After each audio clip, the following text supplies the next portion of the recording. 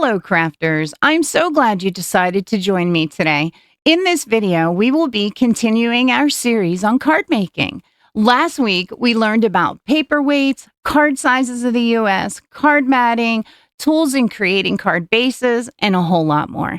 If you missed last week's video, I will have a link directing you to it at the end of this one.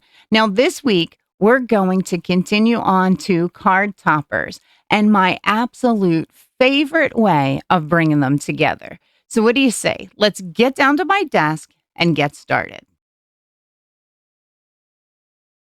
I want to get started today with my favorite stamps, which are these rubber stamps, commonly known as red rubber stamps. They're familiar to most when mounted on a wood block like this one. Now, if I turn this block to its side, I want to show you something. You can see this gray foam in between the wood and the rubber. Now, this gray foam gives when you press on the rubber like this. And that happens so that you can get a really good impression of the image that's on the stamp. If this just had the flat rubber part and the wood block, you would have a very difficult time getting this impression if you tried to stamp it, especially in a larger stamp like this one. Now, you can buy unmounted stamps like this that still have that gray cushion on them, only they have been treated with what's called a cling finish, allowing them to cling to an acrylic block or a stamping platform. You can even just buy the rubber with a carved image on it. So be careful when you're purchasing these that you don't wind up with just a rubber piece and not your gray piece, because you do need it to get it to stamp. Red rubber stamps, in my and many other opinions, stamp crisper and cleaner than, say, the clear stamps. They're steady and the cushion keeps the stamp far enough away from the block that you don't get ink all along the wood like you can with a clear stamp. Now, storing a mounted stamp requires some room in your craft space so that they don't get damaged. You want to store your wood stamps either on their side like this or flat with the rubber side down. But I don't recommend putting a lot of weight on top of them to store them or to store them anywhere near a heat source. They can warp or get indents in them that may ruin your image when you go to use them. Storing the unmounted ones, which is my preference, store a lot like clear stamps. They can stack up against each other, they can fit in a smaller space, and you don't have this good like half of an inch for each one of these little guys. That space starts to add up very, very quickly. Care and maintenance of these guys is pretty straightforward. You want to stamp off any extra ink that's on your stamp and spray them with a water or a stamp cleaner. Now, I have Stays On stamp cleaner that sprays, and I have one they have the dauber edges on them. And this stuff is great for stubborn, permanent inks. But for most, water will do the trick. Some people do use non-alcohol baby wipes. You don't want to scrub these guys real hard. You can put scrapes and cuts in them and jeopardize your image.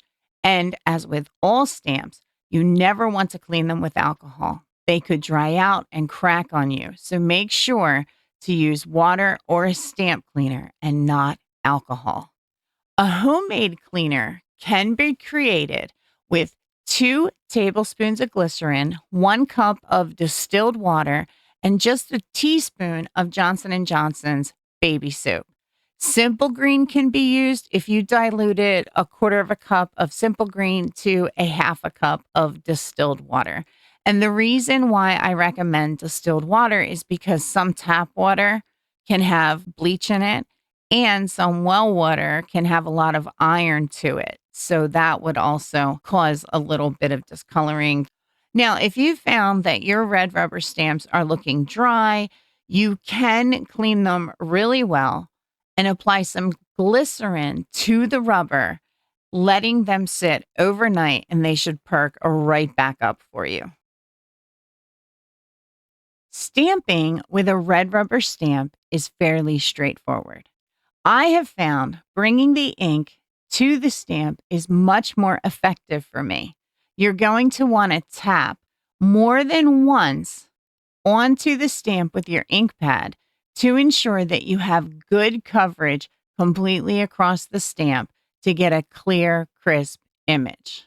Now, I do this by overlapping the ink pad with each time I tap it and I move it. I do it with even pressure across the stamp. Now, I have seen some twist their ink pad, but doing that over time can cause it to fray or to tear. As you stamp the ink, you can easily see if the coverage is there. Tipping the stamp in the light can show you even further if you've missed any area that you want to stamp. Now, you're going to want to hold your stamp comfortably. These wood blocks have these little indents in them that fit your fingers pretty well. You're going to bring the stamp over the paper and come straight down, applying an even pressure across the stamp. You don't want to rock it, you don't want to twist it, and you don't want this block to move too much because you don't want it to lift up the rubber underneath. Hold on to your paper and lift it straight up. And look at this beautifully stamped image.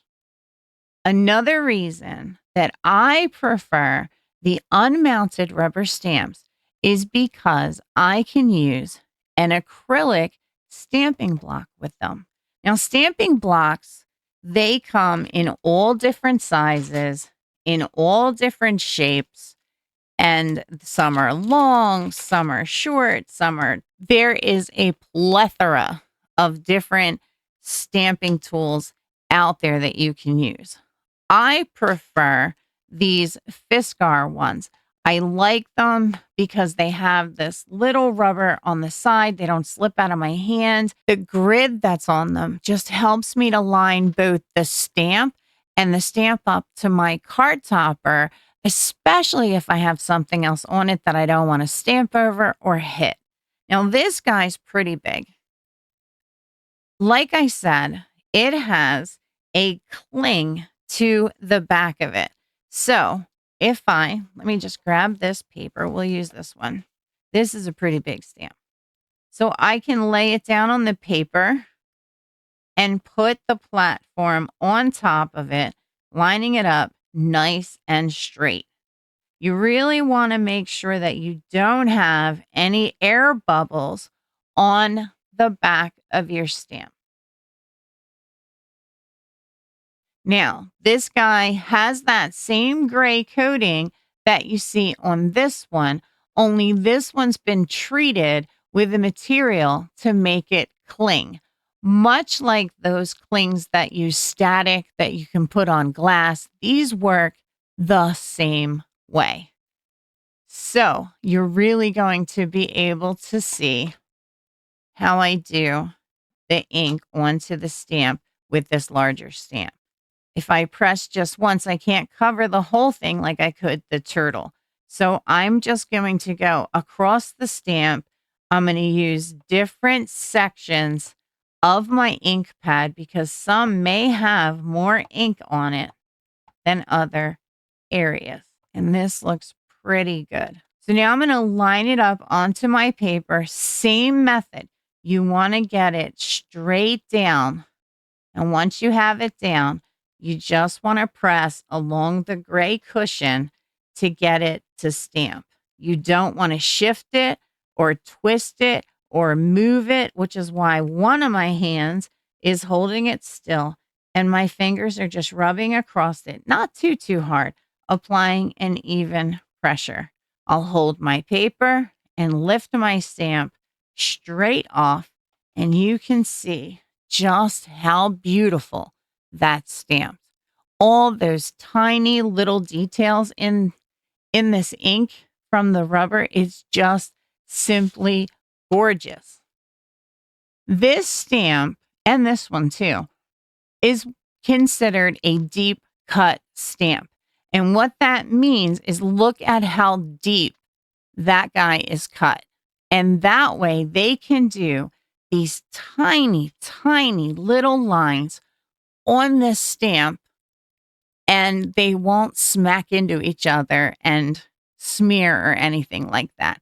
You can't really get that in a clear stamp, which is what we're going to be talking about next. Now, let's talk about another popular stamp in card making, and that is the clear stamps. Clear stamps are completely see-through, so they make an application much easier. You can see where they're going to go, how they're going to look, how much ink is on them. So much better than with a rubber stamp. We use a few types of stamps here at the studio, and I want to show you the two most common types that you'll be able to easily find at a craft store or online. They are silicone like these and photopolymer like these Simon Hurley stamps. And I want to show you the differences between them and how to tell yourself if, say, you lose your packaging or it simply isn't marked on the package itself. Let's look at this dinosaur first. He is very flimsy and he stretches super, super easily. And I don't know if the camera is going to pick it up, but you can actually see the cut lines in the stamp. And he has like a few bubbles left in him. So yeah, he is not a photopolymer stamp. Photopolymer stamps are not like this. But let me show you how this guy stamps. You need to ink this stamp with a pretty light hand in order to get this guy to work. So before I apply ink to him, let me show you some of the different blocks that you can use to put him on. Now he has a raised side, which you can see here how it stands up. He's got a raised side and he has a complete flat, smooth side. This flat, smooth side is what goes on your block. You do not want to use a block that's way bigger than your stamp. The reason is, like, I can get this guy on here and I could probably stamp him, but the reason you don't want to is because you take the chance of rolling this guy back and forth if you have an acrylic block that is way larger for your stamp. Now, the opposite, if you use one that's too small and it has all these little pieces sticking out, even if you got this to ink up, which you might be able to do, it is not going to stamp well. And we'll be back to my story of when I first brought my first pack of stamps home.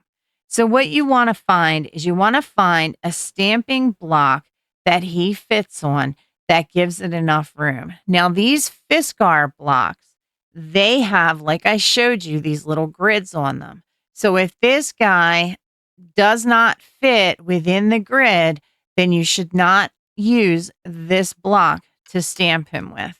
So I'm going to say that our stamp block sizes would be either this guy, see how he fits on there really well, and he looks a lot like what our wood blocked ones were.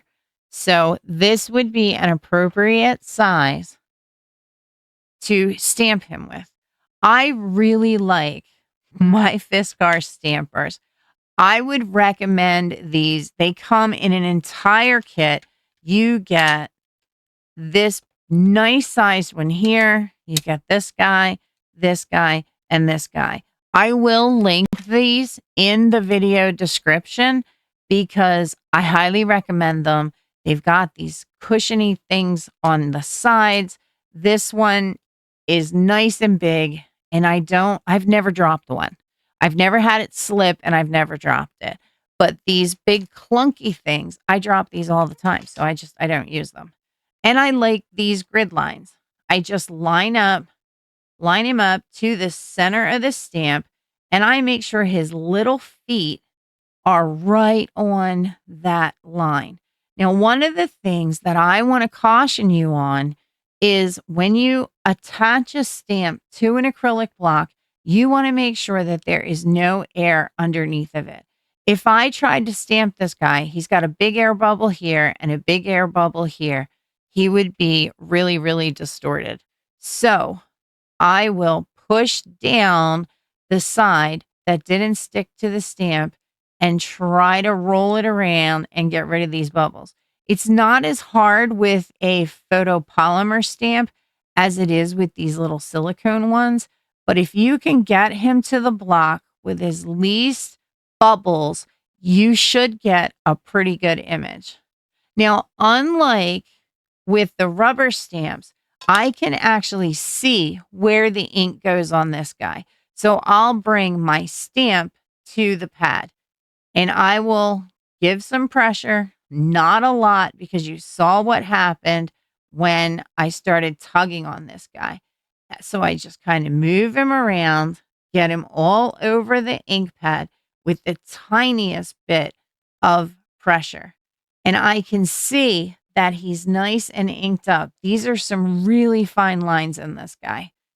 Then, same as with the blocks, I'm going to drop him straight down to the paper and just very, very gently apply pressure wherever there is ink. I'm being really careful not to shift my block so I don't get a messed up image. And then I pull it straight off. And that's how you stamp with a silicone or acrylic stamp that's super flimsy and super easy to distort. And he turned out pretty well. With the photopolymer, you are going to just be like, okay, I see why. Photopolymer stamps, let me show you this cloud. Look how thick this is compared to this guy. It's thicker. I can't really pull it. I can't squish it to distort it. Let me grab Let me grab the dog. He's about the same size as our dinosaur. They're about the same size. But what I want to show you is the detail. Look at the detail in this dog compared to the dinosaur. Look at the thickness in this dog versus this dinosaur. And not only that, but I can't tug him apart like I could with this dinosaur. I mean, I can pull this guy and probably break him, which I don't want to do because he's adorable. But I can't do that with these. They have some give, but not a whole lot. And if you could feel them, these get a lot stickier than these guys. They really do. Sometimes you really have to yank them off this acetate. They don't want to come because they are so sticky. So this guy is going to use the same size stamp. So let's plop his little feet on there. Now, I wish you could see it. I know you can't. I don't believe you can. No air bubbles in this guy at all. I don't have to push on his face. I don't have to do any of the things like I had to do with the dinosaur. So let's get some ink on him so I can show you how he stamps. I can push a little bit harder with this guy because he's not going to distort like the dinosaur will. So I just kind of take him all around my ink pad and I can see that he's well inked. I can see it. He's a new stamp. He's never been stamped before. So there's no staining on him. I'm going to do the same thing. I'm going to drop him right next to the dinosaur. He's a little smaller. I'm going to apply a little bit of pressure around the stamp just with my finger, not a ton, making sure that I don't wiggle this stamping block. And I'm just going to lift him up. Now, here's the difference between photopolymer and silicone. the photopolymer holds much more ink than the silicone stamp. The photopolymer stamps deeper into the paper. This is regular 110 cardstock than this guy did. And I inked them up about the same. There was about the same amount of ink on each one of these guys. But that is the big difference and why a lot of people prefer to use the photopolymer stamps over silicone, self-included. I'm not going to even joke. Self-included. So let me get these guys cleaned off. Again, I'm just going to clean them off by spritzing them down with some water. And if it doesn't come off, since it's a hybrid ink, I'll use the StazOn on them. See, if I leave him like this, he's going to be all stained up. So I'm just going to take a little bit of the StazOn stamp cleaner and get him the rest of the way clean. This is one of Colleen's favorite stamps, so I don't want to get in trouble. She loves this guy. She's made 2 or 3 cards with this stamp set. It's so cute. It's all about a rainy day. So now you see he cleaned right up. So I can pry him off of here. I really wish you could see how stuck these guys are onto the acetate. And not only that, the acetate provided with the higher end clear stamps is a lot thicker and a lot stronger than this. Just a lot. Let me put him back on here so I can get him cleaned off. Now, he's not sticking as well as I would like, and it's probably because he's either been dropped on the floor or he's picked up some contaminants. So you can just kind of spray the back of them and rub them right with your fingers, and then either let them air dry or pat them dry on a lint-free cloth to get just a lot of the excess water off. Now, all the ink came off of him without the StazOn. So that shows you that the photopolymer really holds on to that ink, unlike this guy does. So I hope that clears up a lot about the 3 different stamps that we use here at Scissors to Paper, and the 3 different stamps that you should be able to easily find at a craft store. Michael's has them, but I've never seen photopolymer stamps at Michael's. Hobby Lobby either. Well, no, that's not true. Hobby Lobby, I think we have gotten a couple from there.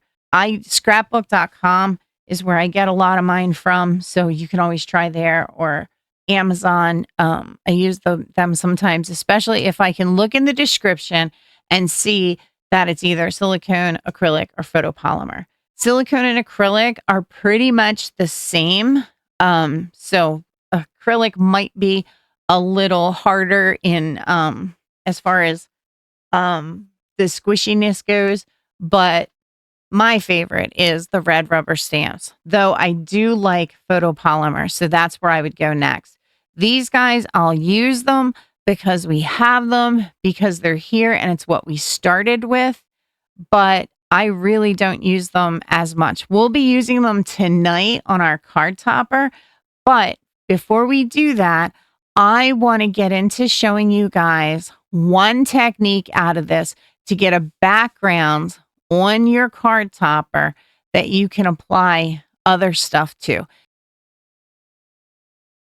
Now that you have a basic understanding of how stamping works, I want to introduce you to one of my favorite inks.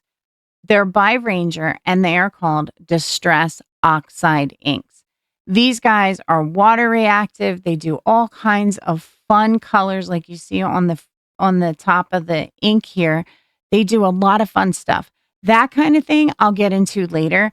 I just basically want to show you how to create a background for your card topper with just ink, and a method that the first method I learned actually. So I'm going to bring the white topper over. I'm going to set it down, and I'm going to do what is called ink blending. For ink blending, I use these bristle brushes. they take color across the page and really help it to blend into another color. You can also apply them with these little foam applicators, and you can pounce them to do that. You rub them to do this one. They come domed like this guy, and they also come flat like this. And you can find them in most craft stores. Getting those, you will need this little guy that has some Velcro on the end of it to stick your pad to. These are what I started with, but I'm telling you that these brushes here are a total complete game changer when it comes to blending inks like what we're about to do. So you want to, again, make sure that your pad has lots of ink on it, which this one does. You can see it kind of swirling around. And you're just going to rub in circles your brush across it. I'm not applying a ton of pressure. The more you rub it, the more color you're going to get. Now, if I took this straight to the paper, it's going to wind up with, let me show you. It's going to wind up with this big dark spot that you're not going to be able to blend. It's just going to be big and dark, and it usually gets in the way. There's usually like these little guys here. So a way to avoid that, and what we do is what's called, we tap off. Now, this is a Teflon mat that is great for blending, especially if you're going to do things like spray it with water. So you saw me, I inked this up really good. It's got a ton of ink on it. I'm actually going to rub it onto my Teflon first just to get it, even out the ink on the brush and get it to where it's going to blend nicely. Now, if I start with the corner and I come in, which is what you'll see with a lot of other techniques, you don't want to do that when you're creating a sky because you'll have these really dark areas there.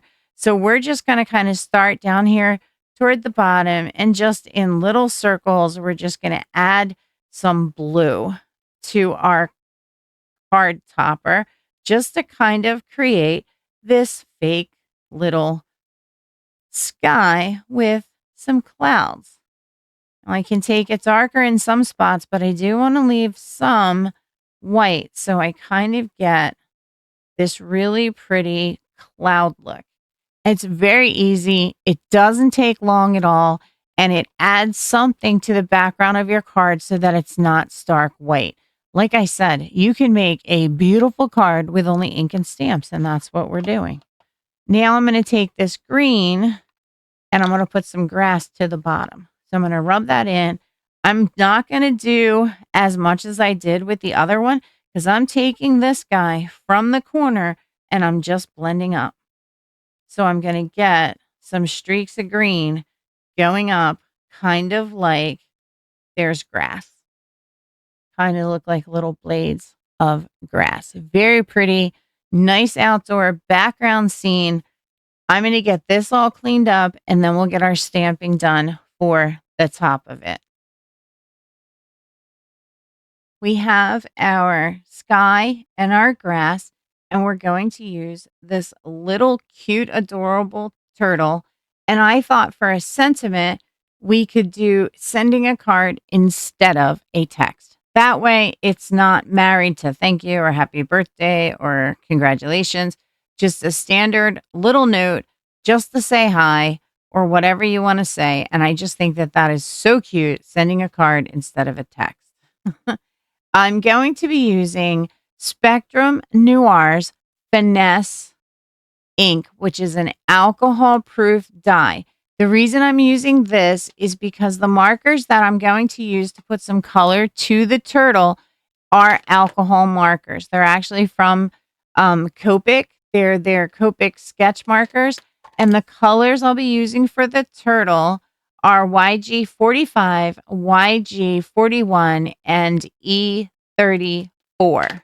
If you're interested in getting the little turtle, which came from Michael's, you can grab it and make this card just like I did. Now, I could stamp him directly on to here and color him, but it would just be flat to me. So what I'm going to do is I'm going to stamp him onto some Bristol paper, which will really hold these colors well and the ink as well. So let's get him inked up. So again, I'm going to just tap the ink onto him until he's got a really, really good coverage. Let me check him to make sure I got everything, which I did. And then I'm going to hold my stamp very steady, just like before, and drop him down onto the paper and just give him a little bit of pressure all the way around without moving the rubber bottom of the stamp. And I'm going to lift him straight off. And as you can see, he's so cute. I love this little guy. He is amazing. I'm going to spritz him with some water so he's easy to clean off and that ink doesn't dry on him. And then we're going to color him. Now with the Copic markers, you can blend these pretty well. Going to give him some color to his little legs first. Not going to spend a ton of time coloring him, but I am going to do a little bit here and there. I chose the turtle because he'll go pretty quick. Let's do his little neck area here. I'm putting the outline on him first, and then I'm going to come back and go over it, and it'll make the outline a little darker and him blended very, very nicely. Okay. And for the turtle, I'm going to do his little spots in the darker color, and then I will do this in the lighter green. It's going to look super, super cute. With Copic markers, you can do just very light touches using the fine tip there to get in between his little circles and only getting this color where you want it to go. I do the lighter color first just in case I make a mistake like I just did, because the darker one will kind of fill that in. So here he goes, looking all cute, looking all turtly. I think he's adorable. I love this stamp. I think I said that. Okay. So there's that. I'll get into a more detailed video on Copic markers a little later. I really, truly just wanted to get you guys started with something. And I thought that this would be a really good beginner's way, just so you can, create a card, get into stamping, have some fun. That's really what I want. I want to spread the joy about card making to anyone out there that wants to do it, and also to the other different paper crafts that we do. This stuff really does relax you. It's fun, and it's amazing when someone receives a card and just how much they like it and enjoy it. That's my favorite part, is seeing the expressions on their face when they open their card for the first time and see it.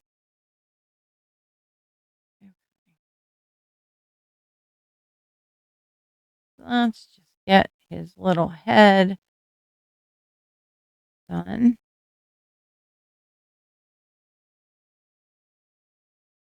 Now with Copic markers, as I apply each coat, the brown's going to get darker in some area and it's going to blend into the other area. I see I missed a line up there with the green, so we'll have to go over that.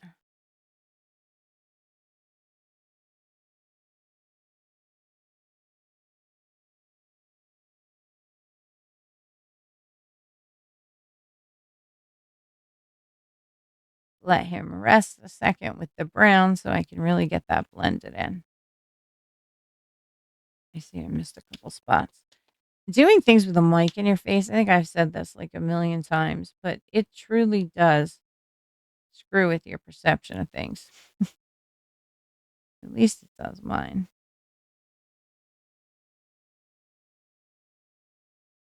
This Bristol paper is a dream to color on. It really is.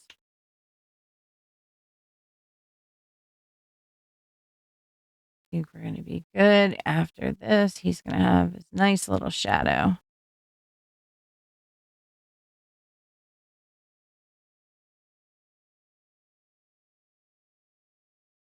There we go. Okay. I'll put these aside. And we are going to do what's called fussy cutting. Now, fussy cutting is when you cut out an image that you stamped or drew or something, and you want to leave just a little bit of a rim around it so that it kind of shapes it just like the turtle. I'm going to get in here and get a little close to him, but not too close. And I find if I just leave the scissor blade there while I turn the paper, it actually cuts it very, very nicely. And you want to follow all the curves of your image. They don't have to be exact. It's not ever going to be exact because we are people, hands cramp, things happen. But you can get close. You can get very close. When you get some extra paper, I usually just clip it off when it starts to just hang there and get in my way. I just kind of clip it. I'm going to go up and around his eyes, and you can see that I'm not really squeezing my scissor. I'm kind of keeping tension to the paper, and I'm letting the movement of my hand direct the cut. That's how I've learned how to do this and really get tight up to the guy, whatever you're cutting out, and make it look really good. We just want that little tiny outline on the outside of him. And that's it. That's all we're after. Now, I'm not going to go up in between his feet. I'll sink it, but I'm not really going to go up there. I think that that would be way difficult and really mess up what I just tried to accomplish here. And the key is you don't want anybody to know where you started and where you ended. Doesn't he look adorable? So cute. And he's just going to live right there in the grass. And then we will get our stamp, which is really stuck on there. Not sure that this guy is going to fit. Yeah, he will. Fit across there. Check and make sure there are no bubbles. Now, this is a cinnamon, so this guy's got to stamp really, really well. Again, I'm going to use a separate piece of cardstock to get this guy stamped. I think I put my inks away. So we'll use our Spectrum Noir even to do our sentiment. I'm going to tap on here. Same way. I want to be careful. This is a silicone stamp, not a photopolymer stamp. So I want to be careful not to press the ink onto the stamp too hard or I could blur it. And this guy might need to be what's called conditioned. When you buy new stamps, especially silicone stamps, sometimes they don't want to grab the ink, kind of like this one is doing. So what I'm going to have to do is I'm going to have to condition it. To condition a stamp, we're going to take this ink away. To condition a stamp, especially the silicone stamps, the ink just slides right off of them. Like I didn't even need water to get that little bit of ink off that did stick to it. So there's a couple different ways you can do this. You can use a small, and I had it here. You can use, here it is, a small nail file that has just that slight sandy feel to it. And you can just go over the stamp just to rough it up a little bit, not a lot, but just a little bit so that ink sticks to it. Because that Spectrum Noir ink is really good ink and it does not want to stick. Make sure you wipe away any debris that are on there and we will try and see if it'll hold the ink again. That's all it takes. You just have to get it so that the stamp holds the ink from the pad. And that's how you condition it. Another way you can do it is you can use what's called embossing ink. But, if you're just starting out, you may not have any of that. So a nail file will do it. Okay. Hopefully this all got on there. It looks like it did. Now I'm going to stamp this guy on here and do the same thing I did with the turtle. We're going to give it a good fussy cut. Hopefully this guy get that really well. That's better. So now I can take one of my jelly roll pens or a very thin lined pen like my multi-liner from Copic, and I can try to fill in this S. That I think is the best that I'm going to be able to get it. So we're going to have to use that. So we'll take our fussy cut scissor, cut this guy out. Sorry if I keep going off camera. I'm not meaning to. And we're going to do the same thing. We're going to come in nice and close and just kind of cut around the words with the scissor. I don't like the way this stamped.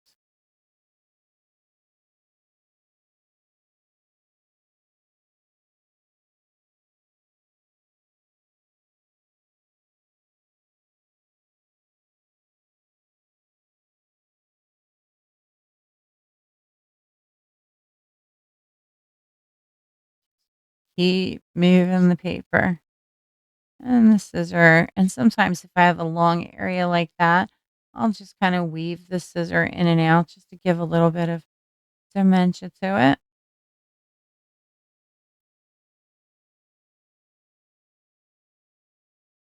Now, I do want this guy to be matted, giving myself some room though, because I'm going to cut around the white and the yellow and give that a nice little frame. Just follow the same contours you did when you did your text and just kind of go around it. Stay a bit close. This is just going to get this guy such dimension.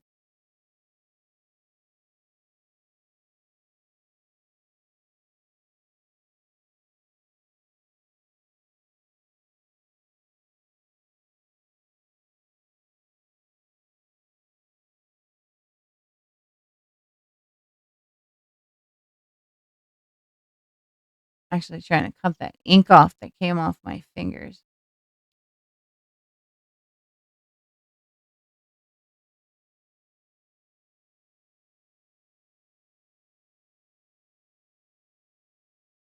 All right, so let's get our turtle on. Pop him in toward the middle of the card, and then I'll glue this guy. Pop him up here. Now, one of the things that I like to do when I have a little animal or critter or whatever, I like to make marks showing that he's moving. And I do that with my ruler. I'm going to line it up with his feet, and I'm going to take the same liner, my same multi-liner, and I have 1/8 of an inch tick marks on here. So I'm going to do a nice deep line, 2 dots, another line, 2 dots, and I'm going to follow that all the way to the end of the card. And this kind of adds a little bit and shows that he's moving. So let's get our card and our mat, and we'll glue our mat on. You guys remember this from the last video?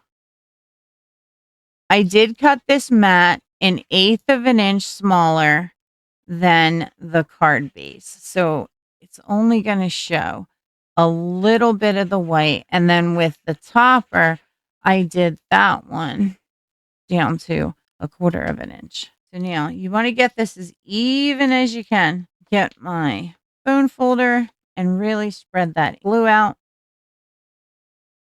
That all spread out.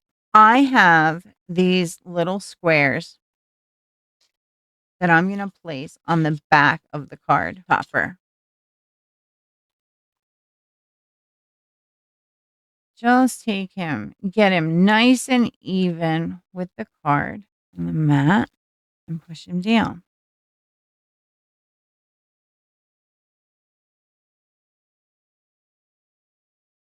And there is our little card. It's so cute. Love that turtle. So, guys, my final thoughts and suggestions here. If you want to get into stamping and you have never done it before, I would suggest get yourself a nice acrylic block or this set here from Amazon, which I'll have linked, a black ink, and a couple of colors. You could use the Distress Oxides. I'll be doing a video on the different types of inks and what you can use them for because there are a lot out there and it can get confusing. The Ranger inks that I use to blend in the sky, they're amazing starter inks. It's what I start all the girls on here that work with me at Scissors to Paper. It's what Colleen started with. It's what Penelope started with because the inks are just so easy to blend. They stamp well. They do everything just simply beautifully. So I would definitely suggest the Ranger Distress Oxide inks. But you can look and see ones that you'll like, dye inks, but black is very important. Now, this guy is called a hybrid ink. And I'll explain all of that later, but I like this ink. It stamps really, really well. It's from Picket Fence Studios. I will link it in the description. Simon Hurley puts out a lot of beautiful photopolymer stamps. You can go on to scrapbook.com or Amazon and type in photopolymer if you want to start here. They are more expensive. So if you want to go to the silicone or the acrylic, just be mindful. Just be mindful that they're more difficult to stamp and you've got to treat them with kid gloves, where these guys, you can be a little harsher on them. Not as harsh as a red rubber stamp, but a little bit. And they last so much longer. And you'll have enough to come home, start stamping, start playing, and create some beautiful cards. And I would absolutely love to see them. We have a Facebook group, Scissors to Paper Crafting. That group is such a fun group to be a part of. Everyone that is in there absolutely loves it. We do a live show every Friday where we give some of our cards away. Sometimes we have gift certificates. It's a lot of fun. There are folios. I do a card. I do some kind of a craft, and we talk about it.